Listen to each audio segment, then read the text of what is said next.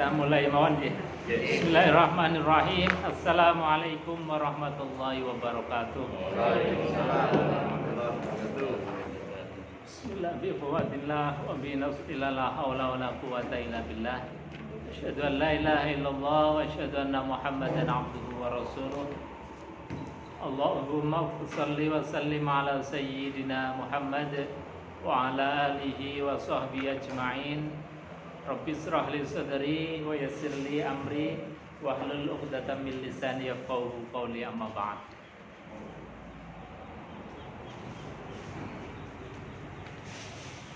Ya agak longgar ya, Sir.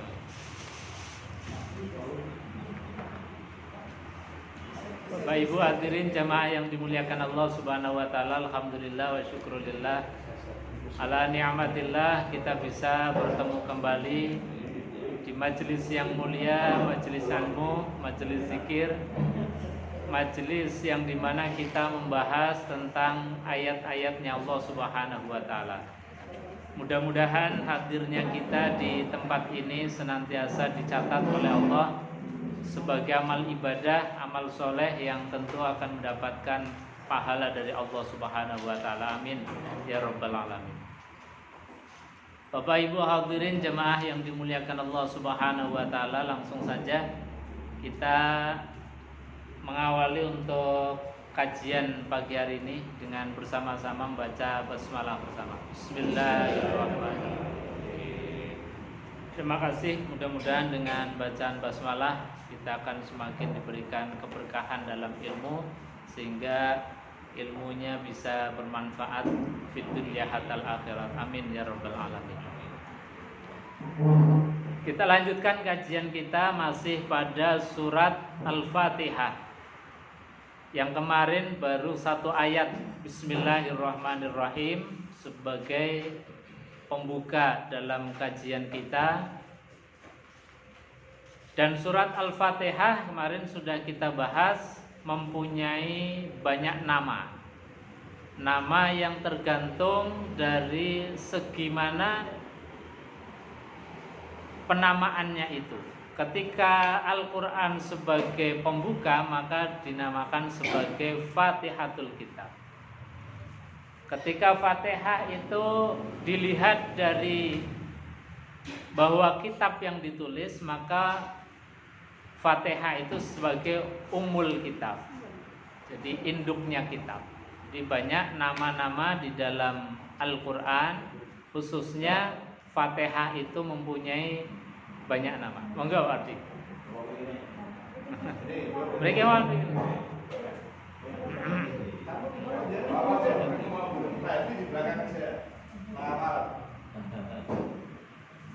Kita lanjutkan untuk yang kemarin, surat Al-Fatihah ayat yang pertama, Bismillahirrahmanirrahim. Sekarang ayat yang kedua, yaitu Alhamdulillahirabbil alamin. Ayat yang kedua ini masih ada munasabah atau kaitannya dengan ayat yang pertama.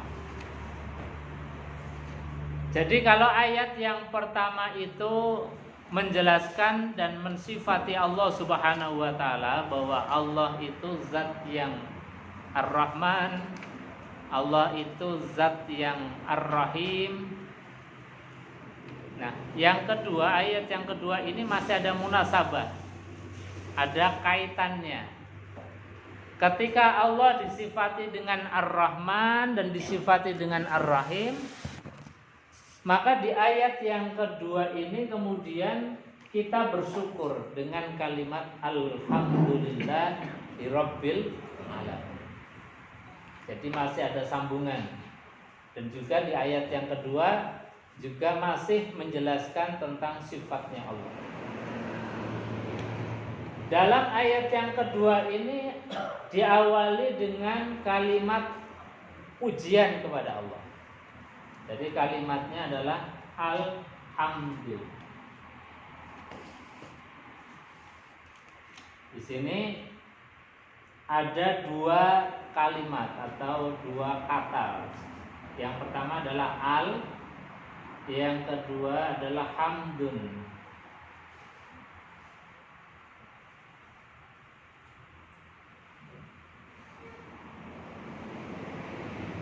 ketika ada al dan ketemu dengan kalimat hamdun, ini dalam bahasa Arabnya namanya istighraq. Jadi ada bentuk istighraq. Istighraq itu adalah menjelaskan tentang segala sesuatu. Jadi apapun. Jadi kalau ada al plus hamdun, ini maknanya adalah istighraq, yang menunjukkan sesuatu, segala sesuatu, apapun. Hamdun dalam bahasa Arab adalah pujian. Pujian secara umum, karena ini sifatnya adalah isim nakirah, isim yang menjelaskan makna yang luas. Pujian apapun. Ketika ditambahkan dengan al, maknanya menjadi ma'rifat, menjadi khosoh, menjadi khusus. Bahwa pujian yang dimaksud adalah khusus dan memang dimiliki hanya milik Allah Subhanahu wa ta'ala. Ini dalam kalimat hamdun atau alhamdu. Jadi dalam kalimat alhamdu ini, makanya kemudian kalau diterjemahkan di dalam bahasa Indonesia adalah segala puji bagi Allah. Karena tadi maknanya kalau ada hamdun bertemu dengan al, maknanya istighraq. Istighraq itu meliputi segala sesuatu. Tapi segala sesuatu itu kepemilikannya ma'rifat, hanya milik Allah Subhanahu wa ta'ala. Ini dari segi kalimatnya. Hamdun itu adalah pujian. Hamdun berbeda dengan asyukru. Asyukru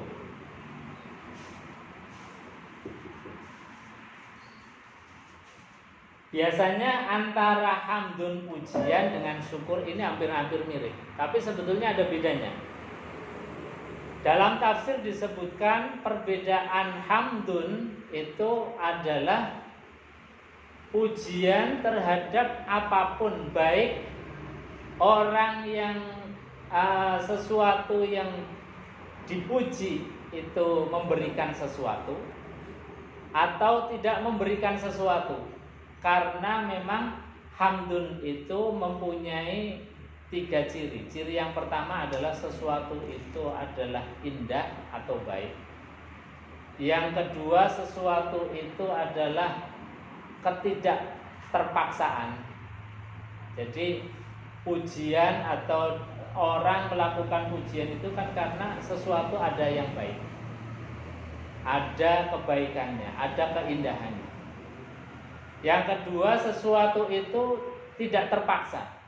Artinya apa? Ketika Allah menciptakan sesuatu itu, termasuk menciptakan kita itu, tidak ada keterpaksaannya. Ini diantara hamdun. Jadi hamdun itu adalah satu bentuk rasa bangga kita, pujian kita kepada zat yang maha, yaitu Allah Subhanahu wa ta'ala, yang andai kata Allah tidak atau sesuatu itu tidak memberikan kepada kita karena keindahannya, karena terpaksaannya, itu patut untuk dipuji. Sedangkan syukru itu adalah kita mensyukuri atau berterima kasih karena ada sesuatu yang kita dapatkan. Ada sesuatu yang kita dapatkan. Kalau puji itu baik kita itu mendapatkan sesuatu atau tidak, ini karena bentuknya itu indah, bentuknya itu tidak ada keterpaksaan, maka kita layak memujinya. Ini bedanya hamdun dengan asyukru. Jadi hamdun dengan syukru bedanya itu. Kemudian di sini karena alhamdu itu bentuknya makrifat, lalu kemudian dijelaskan alhamdu segala puji. Segala puji itu milik siapa? Lillah, milik Allah Subhanahu wa ta'ala. Alhamdulillah.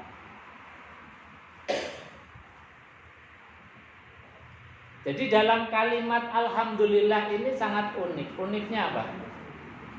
Kita diajari oleh Allah, alhamdulillah segala puji lillah bagi Allah Subhanahu wa taala.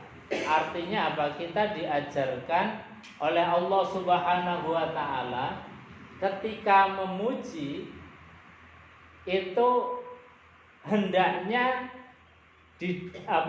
jangan di depan orang yang kita puji. Makanya ini bentuknya adalah bentuk orang yang ketiga. Jadi alhamdulillah segala puji bagi Allah. Berbeda dengan nanti ketika kaitannya dengan ibadah, itu bentuknya bentuk kedua. Iyyaka na'budu. Iyyaka hanya kepada engkau. Hanya kepadamu. Ini kan bentuk orang yang kedua. Artinya apa? Berhadap-hadapan. Ketika ibadah itu digambarkan bahwasanya kita dekat, berhadap-hadapan langsung dengan Allah Subhanahu wa taala, tetapi ketika kita memuji, ini seolah-olah Allah itu tidak di hadapan kita. Makanya kemudian kalimatnya alhamdulillah. Ini mengandung pelajaran bagi kita bahwasanya meskipun itu pujian adalah perkara yang baik, etikanya adalah ketika memuji jangan di hadapan langsung orang yang kita puji. Karena apa? Karena memang ketika kita memuji langsung itu banyak sekali hal-hal yang kemudian menjadi madharat. Madharatnya yang kita puji menjadi sombong. Artinya apa? Ketika kita memuji adalah membuka peluang orang lain berperilaku dosa, membuka peluang orang lain kemudian hatinya terjangkiti penyakit juga. Ya kita muji, tapi justru yang kita puji itu kalau nggak punya ilmunya, nggak punya dasarnya, mereka berpeluang menjadi paling tidak ujub, bahkan sampai takabur. Artinya apa? Kebaikan kita ketika memuji tapi salah di dalam penempatan, salah dalam ilmunya, itu bisa-bisa menjadi salah bagi orang yang kita puji. Makanya kita ini kemudian diajari oleh Allah, pujilah boleh, tapi jangan di hadapan orang yang kita puji langsung. Allah saja yang zat yang maha layak untuk dipuji. Ketika kita itu disuruh untuk memuji Allah Subhanahu wa taala, itu dengan kalimat seperti orang ketiga. Jadi seperti Allah itu enggak ada di hadapan kita. Makanya bahasanya adalah alhamdulillah. Ini satu pelajaran yang luar biasa. Jadi sekali lagi bahwa pujian itu baik ketika ada orang lain itu berperilaku baik, berperilaku sopan, berperilaku yang layak untuk dipuji, kita biasanya menyanjung, kita biasanya memuji.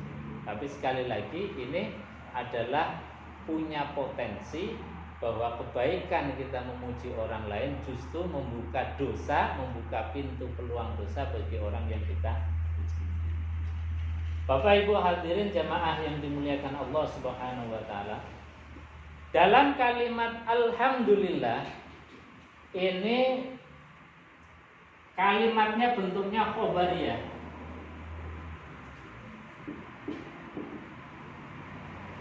Bentuknya hanya kabar saja, berita saja. Jadi alhamdulillah segala puji bagi Allah Subhanahu wa taala. Tapi dalam tafsir itu disebutkan bahwa di antara tujuannya kalimat alhamdulillah, satu adalah memang mengabarkan bahwasanya zat yang layak untuk dipuji hanya Allah Subhanahu wa taala. Ini tujuan yang pertama. Dalam beberapa tafsir disebutkan ini. Tujuan yang kedua, kalimat alhamdulillah itu bentuknya adalah al-amru, perintah. Makanya kemudian di dalam ilmu ulumul Quran disebutkan bahwasanya kalimat-kalimat yang bentuknya khobariyah itu jangan diartikan hanya kabar saja. Karena kalau kabar saja ya nggak ada artinya, karena hanya kabar. Tapi seperti misalnya Imam Izzuddin di dalam kitab Ulumul Qur'annya itu menjelaskan bahwasanya setiap kalimat khobariyah pun ada amarnya, ada perintahnya. Maka meskipun kalimat ini bentuknya khobar, bentuknya berita, itu sebetulnya mengandung amr, perintah. Artinya bahwa ketika Allah mengatakan alhamdulillah, maka kita juga harus memperbanyak memuji kepada Allah Subhanahu wa ta'ala. Jadi bentuknya itu juga bisa dipahami sebagai amr. Kenapa Allah enggak menggunakan kalimat amr langsung? Justru memilih kalimat khobariyah. Ini justru luar biasa. Kalau dalam tafsir ini Allah memilih bentuk khobariyah bukan bentuk amar, padahal ini juga ada kandungan amarnya, ada kandungan perintahnya. Karena kalau bentuknya amr, kata para ahli tafsir, kalau bentuknya amr itu ketika kita sudah memuji sekali saja, itu sudah cukup. Padahal nikmatnya Allah kan tidak terhingga, rasanya nggak cukup kita hanya memuji sekali. Makanya kemudian Allah justru menggunakan kalimatnya kalimat khobariyah. Supaya apa? Supaya kita di dalam memuji tidak pelit. Supaya kita di dalam memuji tidak hanya mencukupkan sekali. Ini luar biasanya. Jadi satu kalimat-kalimat itu betul-betul Quran itu ditoto betul. Jadi pilihan-pilihan katanya, pilihan-pilihan frasenya, pilihan-pilihan ini luar biasa. Allah tidak menggunakan kalimat amr, padahal ini adalah sebetulnya ada kandungan perintah, ada amr. Karena memang kalau menggunakan kalimat perintah itu artinya bahwa kita ketika sudah melakukan pujian sekali itu sudah gugur kewajiban. Padahal layaknya kita sebagai hamba itu yang diberikan nikmat yang la tuhsuha, yang tidak bisa terhitung jumlahnya itu, ya harusnya juga kita memuji kepada Allah tanpa hitung. Makanya kemudian Allah menggunakan kalimat alhamdulillah, kalimat khobariyah. Jadi menggunakan kalimat khobariyah karena diantaranya adalah supaya kita itu memuji Allah dalam keadaan apapun, tidak henti-hentinya. Senang ya memuji, dalam keadaan duka ya memuji, dalam keadaan lapang ya memuji Allah, bersyukur kepada Allah, dalam keadaan sempit pun tetap alhamdulillah. Hanya dalam sebuah hadis itu diriwayatkan dan dinukil di dalam kitab Al-Adhkar misalnya, itu tentang kalimat pujian alhamdulillah yang tentu harus menjadi contoh bagi kita. Dalam kitab itu dinukil sebuah hadis, diriwayatkan bahwa ketika ada seorang yang meninggal dunia, itu pasti Allah mengutus malaikat untuk takziah. Jadi setiap ada orang meninggal itu Allah mengutus malaikat takziah. Setelah takziah itu malaikat lapor, karena ini adalah perintah Allah, laporan bahwasanya telah takziah. Dan ditanya oleh Allah, wahai malaikat, apa yang engkau lihat ketika datang bertakziah di keluarga yang sedang berduka, di keluarga yang sedang punya musibah? Maka dijawab oleh malaikat, wahai Allah, bahwasanya orang yang sedang kena musibah, anaknya meninggal dunia, itu mereka tetap husnuzon kepada engkau ya Allah, dengan mengucapkan alhamdulillah summastarja, baru diikuti kalimat istirja, innalillah wa inna ilaihi raji'un. Jadi sunnahnya ketika kita itu mendapatkan musibah apapun, dahulukan kalimat alhamdulillah. Tapi harus dielmoni. Sebab apa, kalau nggak dielmoni jadi salah nanti. Istrinya ninggal, alhamdulillah. Ada suaminya ninggal, alhamdulillah. Orang yang nggak sepaham, yang nggak berilmu ini, orang kok musibah malah alhamdulillah. Padahal sunnahnya begitu. Makanya ya sunnah kita lakukan, tapi dalam lisan orang lain tidak usah mendengar. Tapi tetap kita sampaikan alhamdulillahirabbil alamin, bahwa ini adalah ketetapan takdir yang paling baik yang Allah berikan kepada yang meninggal dunia, dan takdir yang baik bagi keluarga yang ditinggalkan. Jadi sampai segitunya. Benar. Yeah. Kalau itu tataran syariat memang benar. Yeah. Innalillahi wa inna ilaihi raji'un. Yeah. Sedih dong. Yeah. Karena tatarannya hakikat marifat. Yeah. Betul. Alhamdulillah karena dia berjumpa dengan kekasihnya yang sejati. Kita itu hanya pinjaman. Betul. Dititipi. Yeah. Nah diambil ya silakan monggo. Yeah. Dan saya ini tujuannya dua kacamata, Yeah. kacamata syariat Yeah. ataukah hakikat marifat, kacamata dohir atau sudah batin. Nah, Terus. yeah. Terima kasih Mbak Kun tambahannya. Memang begitu, artinya bahwa orang yang meninggal dunia itu ya hakikatnya dia berjumpa dengan kekasih, dengan sang Khalik, yang harusnya bergembira, harusnya senang. Makanya seperti seorang sufi itu ketika meninggal dunia itu malah nari-nari, santrinya disuruh nari-nari. Namanya Jalaluddin Rumi. Karena apa? Jalaluddin Rumi berpandangan bahwasanya orang meninggal dunia itu ketemu dengan kekasihnya, ketemu dengan zat yang paling ditunggu-tunggu, ketemu dengan zat yang paling dirundukkan. Kok nangis? Harusnya gembira. Makanya ketika beliau nangis itu disuruh murid-muridnya itu nari-nari. Makanya ada tarian sufi Jalaluddin Rumi. Itu sejarahnya begitu. Jadi karena dia memahami bahwasanya ketika orang itu dalam keadaan nazak meninggal dunia itu sebetulnya adalah liqa'i rabbi, bertemu dengan zat yang maha, yaitu Allah Subhanahu wa taala. Maka tadi harusnya memang disyukuri di qauli alhamdulillah, yang dikedepankan alhamdulillah. Karena kadang-kadang memang orang itu karena kacamata pandangnya itu yang terbatas, sehingga apa? Nikmat itu kadang-kadang dimaknai sebagai musibah. Karena apa? Karena keterbatasan cara pandang kita. Makanya Quran itu kan mengatakan asa an takrahu syai'an wa huwa khairul lakum wa asa an tuhibbu syai'an wa huwa syarrul lakum. Boleh jadi yang kalian pandang itu baik ternyata buruk.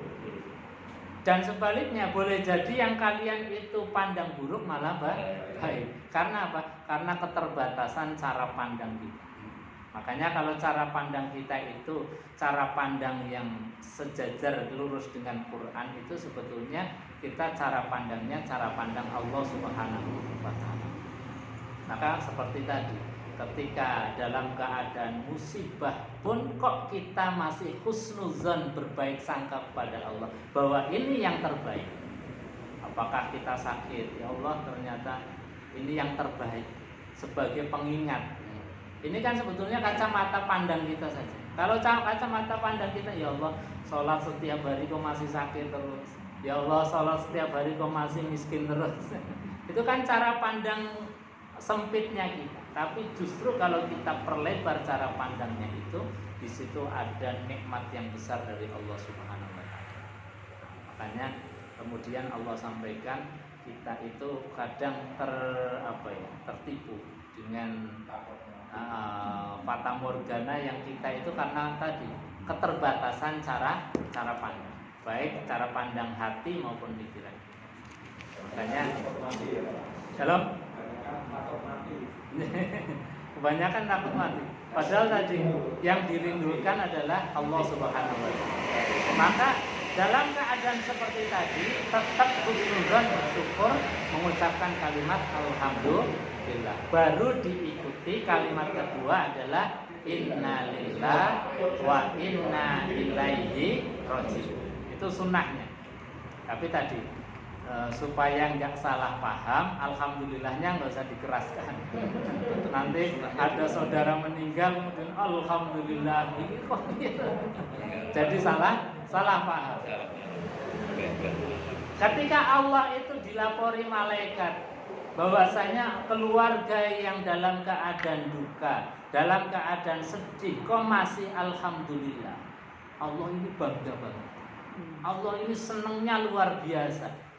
Bahkan saking senangnya Allah Subhanahu wa taala langsung memerintahkan kepada malaikat, wahai malaikat, kalau memang keluarga yang sedang sedih berduka itu tetap husnuzan dan berbaik sangka serta memuji kepadaku, banallahu lahu baitan fil jannah, maka bangunlah sebuah istana, bangunlah sebuah rumah di surganya Allah Subhanahu wa taala. Ini kalimat alhamdulillah yang memang harusnya dalam keadaan apapun ini terus. Makanya ini pilihannya Allah Subhanahu wa taala bukan dengan kalimat amr tapi kalimat khobariyah, supaya tadi kita itu mujinya itu terusan, jangan berhenti. Bahkan dalam keadaan sempit, dalam keadaan susah, dalam keadaan duka pun tetap alhamdulillahirabbil alamin. Benar, Tambah. Di dalam ilmu hikam dan tasawuf, mengapa Allah menciptakan ada suka, duka, ada tsunami, ada bencana. Ini orang tasawuf mengatakan jangan bencana, seolah-olah Allah kejam. Peristiwa alam, bukan bencana alam, tapi peristiwa alam. Jadi positif thinking kepada Allah. Peristiwa, jangan terlalu takut, khawatir sama sekali. Lalu mengapa Allah menciptakan seperti ini, ada tsunami, ada bencana, ada peristiwa alam? Menurut ilmu hikam dan tasawuf, memang Allah menghendaki supaya manusia tidak kerasan tinggal di dunia selama-lamanya. Ini hanya transit, mau mampir ngombe, Mbak Warjina bilang begitu. Dan rumah kita yang sejati adalah di akhirat. Maka filosofi mudik diruangi kadang-kadang kecelakaan dan sebagainya itu apa? Ini adalah riyadhah, latihan olah jiwa, olah batin. Kita besok akan yaitu kembali ke kampung halaman, mudik ke kampung halaman kita jadi yaitu surga. Inilah tempat tinggal kita yang semula. Begitu. Jadi jangan salahkan orang mudik itu begitu keras hatinya ingin pulang. Itu ada latihan besok pulang yang seterusnya. Nah, jadi dibuat tidak kerasan supaya tidak selamanya di sini terus. Nah, jadi kalau enak terus, nanti kita kerasan, nggak mau pulang kampung halaman kita yang asli. Oke, matur nuwun. Oke. Ya tadi ditambahkan sama Mbah Gun, alhamdulillah dari kutipan dari kitab Al-Hikam. Itu memang betul seperti makalah yang pertama dalam kitab Hikam itu mendorong kita senantiasa syukur. Dalam makalah yang pertama kemarin juga dikaji di Al-Azhar, setiap Rabu juga kita mengkaji kitab Hikam insyaallah. Monggo menawi badhe. Dalam kitab Hikam itu ada satu makalah min alamatil i'timad 'alal amal. Tanda-tanda orang yang bergantung kepada amal. Jadi kita kan sudah punya keyakinan, kita sudah punya janji sama Allah sebagaimana dalam surat Al-Ikhlas, qul huwallahu ahad, Allahus samad. Jadi janjinya kita kan Allahus samad, hanya Allah tempat kita bergantung. Tapi kadang-kadang orang itu masih merasa dengan amal-amalnya, masih bergantung dengan amal-amalnya. Dia punya ilmu, seolah ilmunya bisa menyelesaikan persoalan hidupnya, bisa kemudian menjadi tenar, menjadi pintar, menjadi macam-macam. Ketika dititipi oleh Allah harta, seolah hartanya bisa menjadi gantungan. Ketika kita dititipi jabatan, seolah-olah jabatan bisa menjadikan kita semuanya. Ini namanya i'timad 'alal amal. Cirinya apa? Orang yang i'timad alal amal. Dan ini sebetulnya bahaya sekali. Orang yang kemudian gantungannya itu sama makhluk. Apalagi gantungannya sama amal kita. Misalnya kita punya amalan sholat, kita punya amalan puasa. Memang itu janji Allah bahwasanya orang yang puasa dengan ikhlas akan diberikan oleh Allah maghfirah, akan diberikan surga. Tapi rasanya kok tidak pas. Kalau kemudian surga itu menjadi gantungannya kita. Padahal surga itu ada yang membuat maha indah, lebih indah daripada surga itu sendiri. Makanya kita harusnya tadi betul qul huwallahu ahad, Allahus samad. Gantungannya hanya Allah. Karena kalau gantungannya kita amal, seperti dalam kisah itu ada orang kemudian masuk surga, itu ditanya oleh Allah, kamu masuk surga itu kenapa? Ya karena amal-amalku ya Allah. Dia merasa pede, percaya diri masuk surga dengan amalnya. Kata Allah, ya sudah, kalau kamu masuk surga karena amalnya, nanti kamu masuk surganya 60 tahun saja. Loh, jangan. Kata engkau masuk surga itu abadan-abadan, selama-lamanya. Kata Allah, masuk surga yang abadan-abadan itu masuk surga yang karena rahmat, bukan karena amalnya. Kalau kalian atau kamu itu masuk surga mengandalkan amalmu, padahal amalmu itu hanya 60 tahun, maka surganya hanya 60 tahun. Surganya terbatas karena amal kita terbatas. Maka supaya surga kita itu tidak terbatas, harusnya kita itu amal itu karena kita mensyukuri bahwa kita bisa rukuk, kita bisa sujud, itu adalah nikmat dari Allah Subhanahu wa ta'ala. Jadi rasa syukurnya itu. Kita bisa ngaji juga karena Allah Subhanahu wa ta'ala, kemudian kita nikmati, kita enjoy. Bukan karena kita merasa kuat badannya, bukan kita merasa ada waktu luangnya, tapi karena ini adalah minnatum minallah, hadiah dari Allah. Kalau kita itu ada perasaan minnatum minallah, ini adalah hadiah dari Allah, pasti kita rasa syukurnya luar biasa.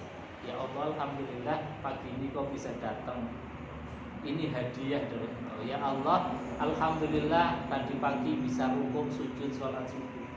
Itu kalau kita punya kesadaran hadzihil ibadah minnatum minallah. Tapi kalau kita punya perasaan, ya Allah karena sehat saya tak sholat, saya sehat karena sehat saya tak ngaji, berarti ada seperti kehendaknya kita. Padahal kita diajarkan la haula wala quwata illa billahil aliyil azim, bahwa tidak ada daya dan upaya, tidak ada daya di dalam kita beribadah dan tidak ada kekuatan di dalam kita menghindari maksiat, kecuali itu semuanya adalah hadiah dari Allah Subhanahu wa taala, kekuatan dari Allah Subhanahu wa taala. Nah, ini yang kemudian kita harus tumbuhkan terus, bahwa kebaikan-kebaikan meskipun itu sedikit kecil, kalau kita maknai hadhil ibadah minnatum minallah, ibadah ini adalah hadiah dari Allah, itu rasanya sudah syukurnya luar biasa. Karena apa? Karena bisa rukuk saja itu sudah menikmati. Jadi sudah nggak terbayang surga lagi, meskipun surga itu yang dijanjikan Allah. Kita ngaji meskipun dijanjikan sebagai surga, tapi kalau kita bayangannya, ya Allah bisa ngaji saja sudah nikmat dari Allah Subhanahu wa taala. Bisa baca Quran sudah nikmat dari Allah. Itu rasanya sudah nggak kebayang lagi mengharapkan hadiah surga lagi. Karena apa?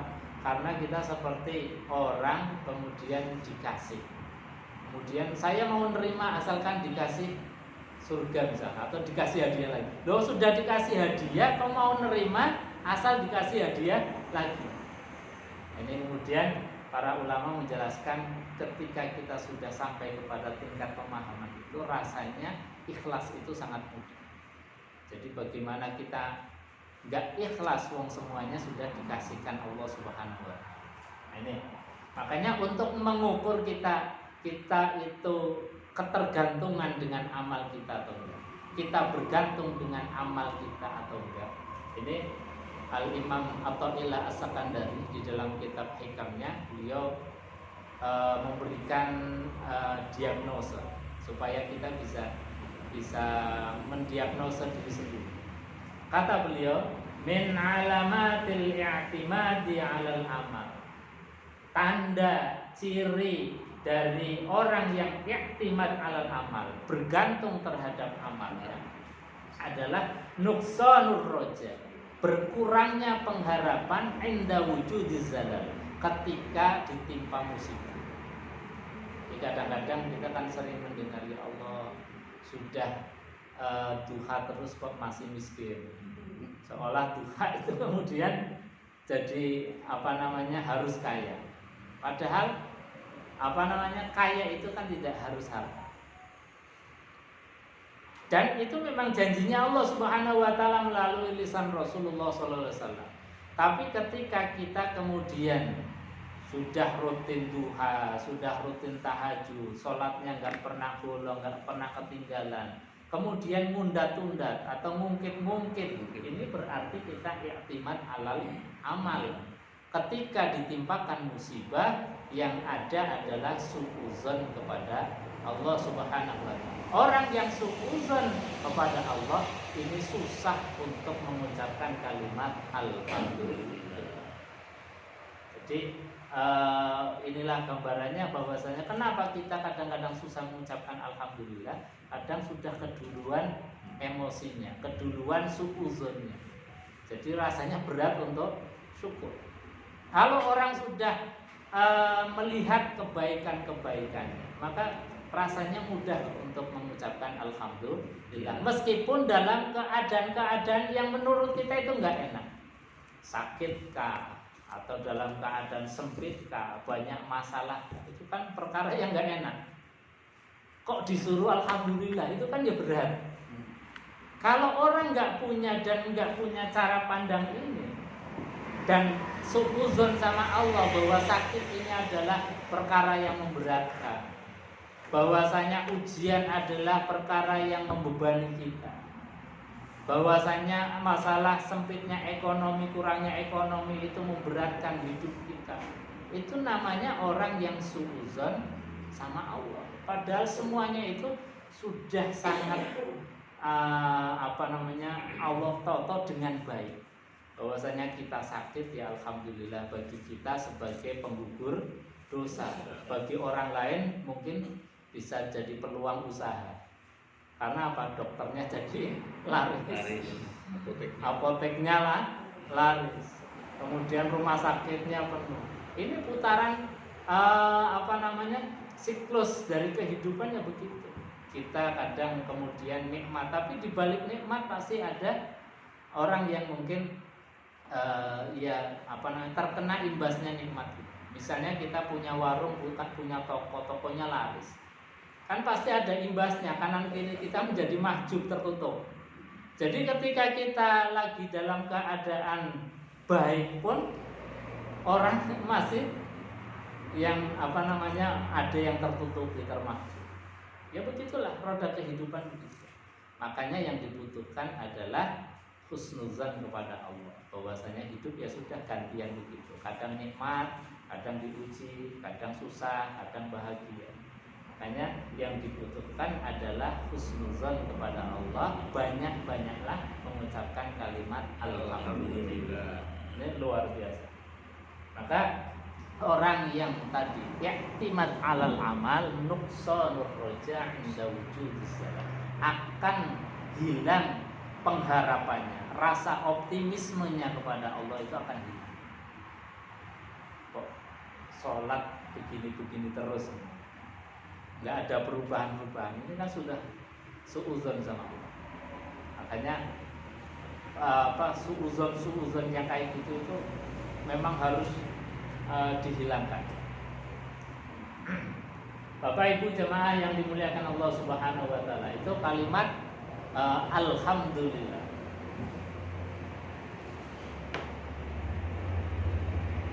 Kita memuji kepada Allah Subhanahu wa taala, zat yang maha indah, yang layak untuk dipuji. Siapa Allah itu? Ini kemudian Allah jelaskan lagi di ujung ayat yang kedua. bahwa Allah itu adalah Rabbil Alamin. Allah menggunakan kalimat Rabbi, pilihan kata yang luar biasa juga. Kenapa tidak menggunakan misalnya Malikil Alamin, rajanya atau penguasanya alam semesta, atau Ilahil Alamin, Tuhannya alam semesta? Karena Allah, kalau di dalam tafsir itu dijelaskan, Allah ingin bermesraan dengan hambanya, tidak ingin menunjukkan tentang keperkasaan, kekuasaannya, tentang kerennya Allah Subhanahu wa Ta'ala. Allah pengen dengan hambanya itu enak-enak saja. Makanya diawali ayat yang pertama adalah sifat Rahman dan sifat Rahim. Masih di ayat yang kedua juga Allah memperkenalkan dirinya dengan sifat Rabbun. Rabbun itu adalah zat yang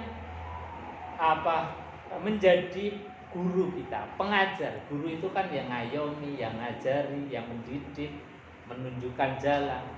Itu guru. Jadi Rabb itu bisa dimaknai sebagai pembimbing, sebagai guru. Makanya ada fakultas namanya fakultas tarbiyah, fakultas pendidikan. Dan ini yang dipilih oleh Allah. Allah sebagai Rabb kita, penunjuk jalan kita, pengingat kita kalau kita salah, kalau kita lupa, kalau kita masih salah kemudian diingatkan. Itu namanya Rabb, guru. Dekat sekali dengan kita. Beda dengan misalnya Allah tampilkan dengan sifat kerennya, Malikil Alamin, merasa gagah, merasa superior. Maka kalau yang ditunjukkan itu superiornya Allah, maka seolah ada jarak dengan makhluk, dengan kita. Tapi dengan kalimat Rabbil Alamin, kita itu dirangkul oleh Allah, bahwa Allah itu maha dekat dengan kita, lembut. Kalau kita salah ya Allah jewer, tapi jewernya bukan jewer yang dalam kemarahan, tapi jewer yang dalam kasih sayang.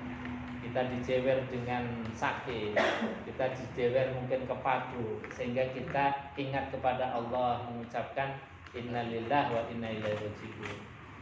Kita dijewer kalau kita punya salah, itu Rabb dengan dibimbing terus oleh Allah. Bahkan kita sebagai umat Rasulullah SAW itu punya khosais, punya kekhususan dibandingkan dengan umat-umat terdahulu. Kalau umat terdahulu sekali salah, sekali mendustakan Rasulnya, itu langsung dihabis. Tapi kita itu dengan pendekatan Rabbil Alamin, Allah tampil sebagai guru, sebagai pembimbing, sebagai penerang, penunjuk jalan. Ini kita itu rasanya dekat, nyaman dengan Allah Subhanahu wa Ta'ala. Jadi kenyamanan ini yang Allah bangun. Rabbil Alamin. Al-Alamin ini adalah jamak dari alam. Artinya apa? Alam itu kan etapenya itu macam-macam. Mulai dari, kalau kita sebagai makhluk, mulai dari alam roh, kemudian ditiupkan ke dalam alam rahim. Ketika sudah kemudian sampai waktu wiladah melahirkan, kita dilahirkan ke dunia sampai sekarang. Nanti setelah itu ada etapa kehidupan lagi namanya alam barzah. Barzah itu pembatas. Ya bukan akhirat, juga bukan dunia, tapi masih ikutnya alam dunia. Namanya barzah, pembatas.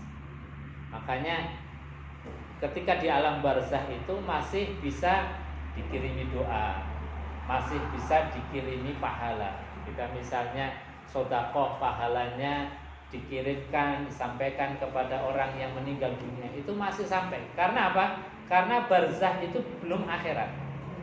Barzah belum akhirat. Beda dengan ketika sudah yaumul qiyamah, maka di situ sudah tidak ada fungsinya lagi. Yaumala yanfa'u malun wala banun. Tidak lagi harta enggak fungsi, anak-anak juga enggak fungsi lagi. Itu sudah, karena apa? Sudah ada batasan, yaitu yaumul qiyamah, yaumuddin. Yaumuddin itu hari agama atau hari kebangkitan. Ad-dainun, jadi din itu seakar kata dengan dainun. Yaumuddin. Din itu seakar kata dengan dainun. Dainun itu hutang. Beda harokatnya saja. Dainun itu hutang. Kalau dinun itu agama. Dalam surat Fatihah, Yaumiddin, hari kebangkitan atau hari agama, hari yang memang itu menjadi pembatas antara dunia dan akhirat. Karena apa? Karena di hari itu kita punya hutang kepada Allah yang nanti akan dimintai pertanggungjawaban. Hutang umur kita, hutang kesempatan kita itu nanti akan diedit semua oleh Allah. Akan diaudit, akan dihitung oleh Allah Subhanahu wa taala. Ini seakar kata. Nah, ketika sudah Yaumuddin sudah tutup gitu. Tapi kalau alam barzah tadi kita kirim doa orang tua masih sampai. Kita baca Quran hadiah kita pahalanya kita hadiahkan masih sampai. Ketika kita melalui kuburan kita uluk salam, assalamualaikum ya ahli diyaril kubur, itu juga masih manfaati untuk ahli kubur. Makanya kemudian doa untuk kaum muslimin itu menjadi syarat, bahkan menjadi ruknun min arkanis sholat. Setiap sholat kan kita doakan kaum muslimin. Kalau enggak ada manfaatnya pasti tidak ada syariat itu. Enggak ada syariat mendoakan ketika kita masuk atau ke kuburan. Enggak ada mendoakan kaum muslimin muslimat yang menjadi rukunnya khutbah. Khutbah itu kalau enggak mendoakan kaum muslimin muslimat baik yang hidup maupun yang mati, itu khutbahnya enggak sah karena menjadi rukunnya khutbah. Salat juga begitu. Ini makanya kita pahami bahwasanya barzakh itu adalah barzakhun pembatas. Nah tadi dunia kita atau alam kita setelah kita berada di alam dunia ini nanti ada alam berikutnya namanya alam barzakh. Alam barzakh, alam pembatas. Setelah barzakh nanti ada yaumul ba'ats, hari kebangkitan. Yang ini seringkali kemudian orang-orang yang tidak percaya terhadap yaumul ba'ats, ngapain orang yang sudah tulang belulangnya hancur, apakah bisa ditumbuhkan lagi? Apakah bisa dihidupkan lagi? Maka kemudian ada pemahaman seperti ateis yang tidak percaya terhadap yaumul ba'ats. Padahal itu di antara etapa kehidupan, di antara alam-alam yang nanti akan dilalui. Ada alam ba'ats, kemudian ada alam mizan, kemudian ada alam surga dan neraka. Yang semuanya itu masuk dalam kategori yaumul akhirah. Hari akhir. Jadi hari akhir itu mulai dari yaumul qiyamah sampai dengan surga dan neraka. Jadi panjang dan lama. Itu semua adalah dalam bimbingannya, dalam kuasanya, dalam pantauannya Allah Subhanahu wa taala. Rabbil alamin. Maka Allah yang begitu luar biasanya tadi layak untuk kita puji biqauli alhamdulillah. Bapak Ibu hadirin jemaah yang dimuliakan Allah, mungkin gambarannya itu barangkali ada yang mau menambahkan waktu atau ditanyakan. Lanjut. Saya ingin bertanya. Lanjut. Kenapa itu? Mengapa ketika bayi lahir menangis disambut dengan tawariah gembira oleh segenap sanak keluarga, bapak ibunya, kakeknya, neneknya, semuanya tertawa menyeluk kedatangan anak pertama, cucu pertama, dan berkenangan. Akhirnya hidup, tumbuh, kembang dan mati. Setelah meninggal dunia, insya Allah husnul khotimah. Lalu akhirnya gimana? Si jenazah ini tersenyum, tanda-tanda husnul khotimah. Kemudian dilepas dengan isak tangis, mulai dari rumah sakit, dari rumah duka sampai ke makam. Mohon dijelaskan Ustaz. Keberkenangan ini gimana ini? Ya. Itu gambarannya seperti Nabiullah Adam alaihissalatu wassalam. yang aslinya sudah nikmat berada di surga. Jadi orang ketika kita berada dalam alam ruh itu kan sebetulnya di alam bako berserta bakoknya Allah Subhanahu wa taala, alam kekekalannya Allah. Tapi kita dipaksa masuk ke alam dunia ini karena memang Allah menskenariokan kita menjadi khalifatullah fil ardh. Allah menskenariokan bahwasanya harus ada alam dunia karena untuk menjadi ujian kalimatul la ilaha illallah Muhammadur Rasulullah. Kalau nggak ada kalimat, kalau nggak ada dunia, nggak ada alam kita ini, maka kalimat la ilaha illallah itu seperti ya tidak ada fungsinya. Maka diantara Allah untuk menjelaskannya, eksistensi tentang zatnya, Allah kemudian menciptakan makhluk dan makhluk itu kemudian diturunkan ke dunia. Sebagai apa? Dunia untuk menyemai kalimat la ilaha illallah Muhammadur Rasulullah. Kenapa Allah juga menciptakan surga dan neraka? Karena Allah untuk menguji siapa yang bergantung, siapa yang berpegang pada kalimat la ilaha illallah Muhammadur Rasulullah. Yang bergantung, yang percaya terhadap la ilaha illallah dakhalal jannah, yang tidak percaya itu dimasukkan ke dalam neraka. Jadi dunia ini adalah di antara ujiannya kalimat la ilaha illallah Muhammadur Rasulullah. Jadi seperti Nabiullah Adam sudah enak, nikmat, nyaman di surga, dipaksa untuk diskenariokan oleh Allah untuk ke bumi. Karena apa? Menjadi khalifatullah fil ardh, menyemai kalimat la ilaha illallah Muhammadur Rasulullah. Begitu juga kita. Makanya ketika kita itu kemudian lahir seperti tadi digambarkan oleh Mbak Kun, itu kita nangis karena sudah berada dalam alam yang nyaman, kelanggengan, tapi justru dipaksa oleh Allah untuk kita berada di alam dunia. Nah, ketika kita kemudian di dunia kok masih kemudian memegang kalimat tauhid, kalimat baqiyah la ilaha illallah, maka ujungnya pasti akan gembira.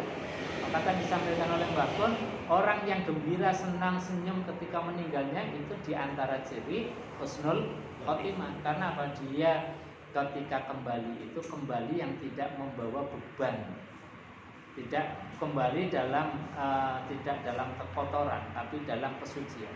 Karena tadi datangnya ruh itu adalah suci, kemudian mau kembali itu sudah suci, kan senang. Beda dengan orang yang asalnya itu suci, ruhnya suci dari Allah, kemudian kita terkontaminasi di dunia ini, belum sempat dibersihkan, kok meninggal dunia, rasanya itu muram, masam macam. Makanya mudah-mudahan kita senantiasa mensucikan terus, membersihkan terus, sehingga apa, dalam keadaan apapun kemudian meninggal insya Allah husnul khotimah. Nah, ini harapan kita. Maka seperti tadi bahwasanya kenapa kita itu ketika dilahirkan kok dalam keadaan nangis, ketika meninggal dunia kok senang tersenyum. Ya, gambarannya seperti tadi para ulama menjelaskan karena dicontohkan seperti Nabiullah Adam ketika dipaksa turun ke muka bumi itu menangis. Tapi ketika kembali kepada Allah dalam keadaan gembira karena apa? Sudah dikasih oleh Allah Subhanahu wa taala kalimat taubah. Kalimat taubat. Kalimat taubat yang diabadikan di dalam Al-Qur'an, Rabbana zalamna anfusana wa illam taghfir lana wa tarhamna lanakunanna minal khasirin. Rabbana, duhai Tuhan kami, zalamna anfusana, zalamna kami zalim, zalamna kami salah, zalamna kami merasa bersalah, maksiat kepada. Wa illam taghfir lana, dan jika engkau tidak mengampuni kami ya Allah, lanakunanna minal khasirin, maka kami tergolong orang-orang yang rugi. Ini kalimat yang langsung diberikan oleh Allah. Jadi Allah tanggung jawab. Yang menskenariokan, tapi supaya Adam dalam keadaan tetap bersih, dikasih, diajarkan kalimat taubat. Tadi zolam, Rabbana zolamna anfusana wa illam taghfir lana wa tarhamna lanakunanna minal khasirin. Jadi tanggung jawabnya Allah menskenariokan, salah memang, karena Adam itu tidak nurut perintah Allah, tapi ketika salah dikasih jalan untuk tahu. Nambah itu belum selesai. Kita tambah biar mantap lagi. Ya ini menangis karena apa? Merasa dipaksa diusir dari surga kandungan ibu. Yang nyaman, damai, tidak ada masalah. Begitu lahir digigit nyamuk sakit, haus, harus nyari sendiri, lapar dan sebagainya.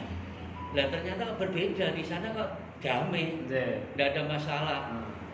Makan minum lewat placenta, ya semuanya ibu. Itu kita pasif, tidak perlu aktif. Kemudian ketika meninggal tersenyum, karena apa? Tadi Husnul Khotimah kuncinya. Lalu akhirnya dia diberi bocoran gambaran oleh Allah, mata melihat adanya gambaran surga yang damai, yang menyenangkan, membahagiakan. Lalu menciumnya, mencium aroma baunya surga dari mata. Dan kemudian akhirnya nanti akan berjumpa dengan kekasih kita, yaitu Allah Subhanahu wa Ta'ala. Lebih lengkap. Terima kasih. Monggo. Tadi Pak, mengenai orang yang sudah meninggal di alam barzah itu kan masih bisa kita kirim doa. Terus pahala jangan sampai. Maka ini identik dengan kalau kita misalkan kurban mengatasnamakan orang yang meninggal, karena saya pernah mendengar bahwa orang yang mati itu sebenarnya tidak bisa. Apakah kita yang berbuat toh nanti pahalanya akan mengalir kepada orang tua kita yang sudah meninggal? Itu satu. Yang kedua Pak, mengenai malaikat kalau takziah itu apakah termasuk orang-orang yang non muslim juga ditakziahi oleh malaikat yang diutus Allah untuk takziah? Terima kasih. Jadi di dalam khususnya kurban itu dalilnya kemudian disamakan dengan dalil-dalil ibadah yang lain, seperti misalnya sedekah.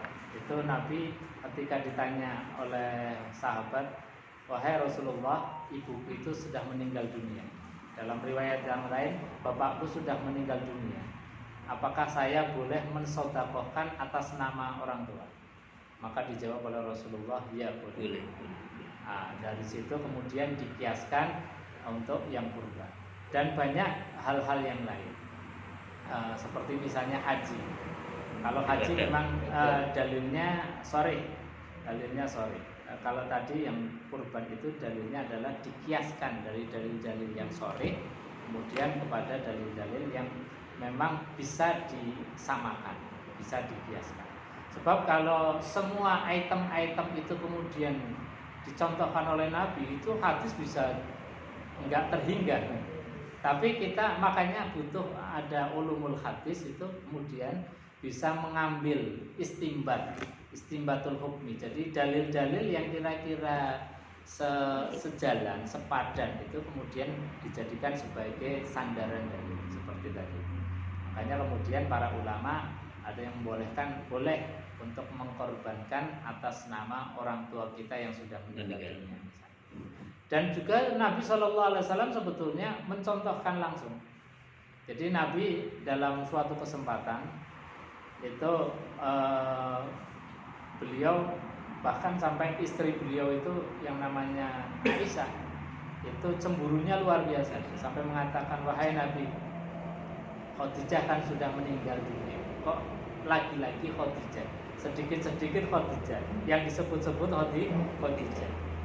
Bahkan Nabi SAW itu seringkali menyembelih hewan, kemudian dagingnya itu dibagi-bagikan untuk koleganya Khadijah, saudaranya Khadijah, temannya Khadijah. Jadi Nabi SAW itu mencontohkan langsung, padahal Khadijah sudah meninggal dunia, tapi kebaikannya itu dihidupkan. Kebaikannya diteruskan, dilanggengkan. Bahkan Nabi SAW mengatakan abarrul bir, sebaik-baiknya kebaikan. Jadi bukan sekedar baik, tapi sebaik-baiknya kebaikan. Karena apa? Kebaikan ini seringkali orang tinggalkan, lupakan. Apa itu? Di antaranya adalah ayyasilar rajulu wudda abi, yaitu seorang yang menyambung tali silaturahim dengan saudara kerabat orang tuanya. Ketika orang tua kita sudah meninggal dunia, kita kunjungi saudaranya bapak, saudaranya ibu, tetangganya bapak, tetangganya ibu. Kata Nabi, itu persis seperti kita berkunjung kepada orang tua. Karena apa? Ketika kita kunjungan kepada temannya bapak kita, temannya ibu kita, pasti yang dibahas kebaikannya orang tua. Jadi hidup terus. Seperti kita silaturahim dengan orang tua. Dan ini seringkali ketika orang tua kita sudah meninggal dunia, seolah sudah putus dengan keluarganya bapak. Paling yang mengunjungi setahun sekali. Itu aja kalau pas ingat. Nah, ini yang didorong, dimotivasi oleh Nabi, bahkan dikatakan abarrul bil, sebaik-baiknya kebaikan. Ayyasilar rajulu wudda abi, menyambung tali silaturahim dengan kerabatnya orang tua. Dan Nabi mencontohkan sendiri dalam lanjutan hadis tadi. Nabi memberikan hadiah kepada teman-temannya Khadijah, menyembelih kambing, menyembelih hewan, kemudian dagingnya itu dikasihkan kepada keluarganya Khadijah, temannya Khadijah. Artinya apa? Kebaikan-kebaikan itu kalau dilanjutkan, ya pahalanya menjadi juga mendapatkan aliran pahala dari orang yang kita kirim.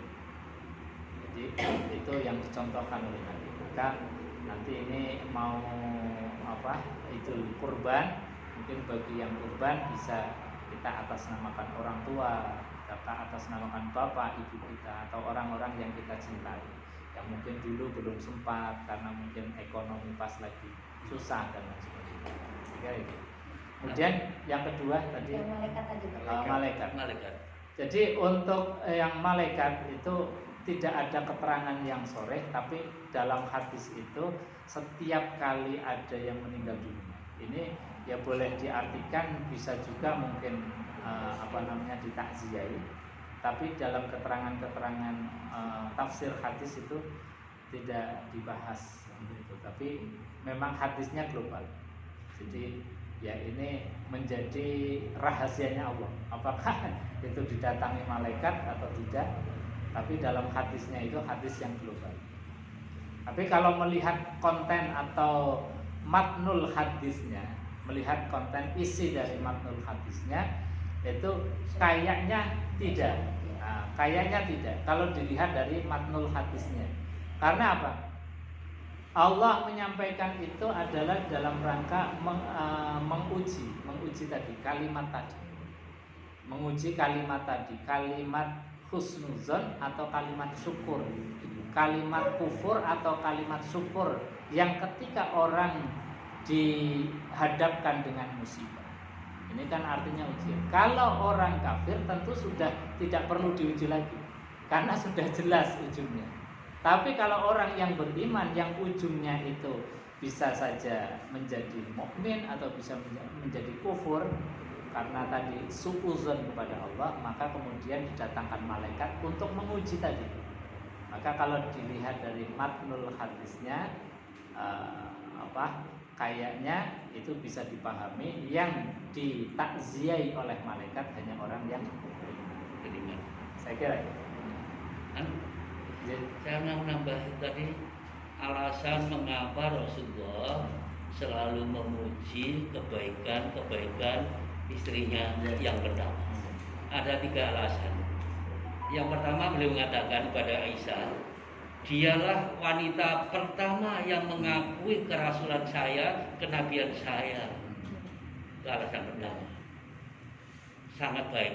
Yang kedua, harta bendanya dipersembahkan Rasulullah untuk dakwah, all out, tidak eman-eman, semua. Lalu yang ketiga, dalam keadaan beliau kesulitan, dalam keadaan sedih, karena begitu menerima wahyu pertama kali di Gua Hira, beliau kan kaget didatangi oleh malaikat Jibril tadi, kedinginan, menggigil, pula yang ngereh-ngereh, yang memotivasi, yang bobo membesarkan hati, ya hanya Siti Khadijah. Itu 3 alasan itu. Terima kasih. Oke, matur suwun Bapak atas tambahannya. Mudah-mudahan menambah pemahaman kita. Saya kira itu Jih. Iya. Nah, kalau nggak ada pertanyaan lagi kita cukupkan, kita tutup dengan doa kafaratul majelis bersama-sama. Bismillahirrahmanirrahim. Subhanakallahumma wa bihamdika asyhadu an la ilaha illa anta astaghfiruka wa atubu ilaik. Assalamualaikum warahmatullahi wabarakatuh. Waalaikumsalam warahmatullahi wabarakatuh.